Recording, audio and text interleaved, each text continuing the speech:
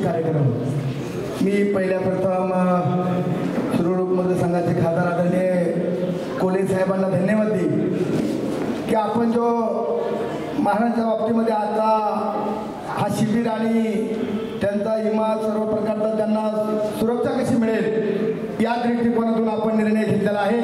त्याबद्दल मी पहिल्या प्रथम सर्व वारकऱ्यांच्या सर्व समाज बांधवांच्या वतीनं कोले साहेबांना धन्यवाद देतो।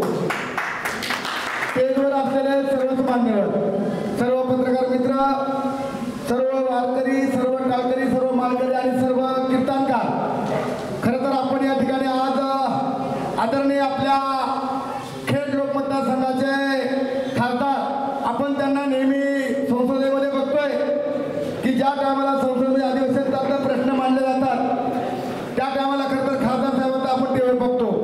काही लोक खासदार साहेबांनी इकडे यायलाच पाहिजे असं काय नाही, त्या ठिकाणी मोठी मोठी कामं करताना खासदार साहेबांच्या माध्यमातून या शिरूर लोक मतदारसंघामध्ये पार पडलेले आहेत। आणि म्हणून आजचा जो कार्यक्रम आहे माझ्या माहितीप्रमाणे वारकरी प्रत्येक ठिकाणी दिंडी असेल, कुठलंही प्रवचन असेल, प्रत्येक ठिकाणी वारकरी मंडळींना वेळ द्यावा लागतो आणि त्यामध्ये धावपळीच्या जीवनामध्ये कधी ना कधी काही वाईट दुर्घटना घडल्यानंतर तो निर्णय कोणी घेतला असेल तर माझ्या माहितीप्रमाणे या जिल्ह्यामध्ये नव्हे मतदारसंघामध्ये नाही तर महाराष्ट्रामध्ये आदरणीय अमोलजी कोले साहेबांनी हा निर्णय घेतला, म्हणून मी त्यांना खऱ्या अर्थाने या ठिकाणी मगाशीच धन्यवाद दिलेला आहे।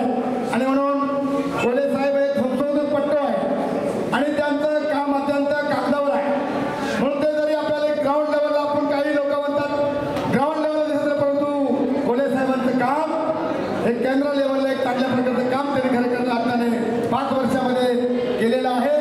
आणि आता हा जो निर्णय घेतलेला आहे सर्व वारकरी मंडळांच्या संदर्भामध्ये अत्यंत चांगला निर्णय आहे पत्रकार मित्रांनो।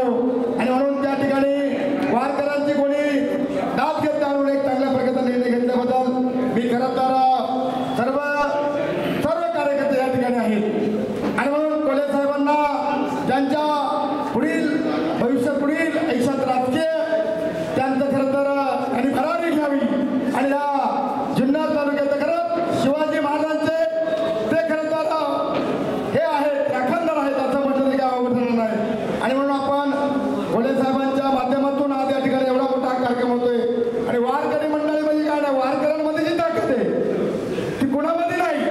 आज वारकरी काय करू शकत नाही आणि म्हणून त्यांच्यावर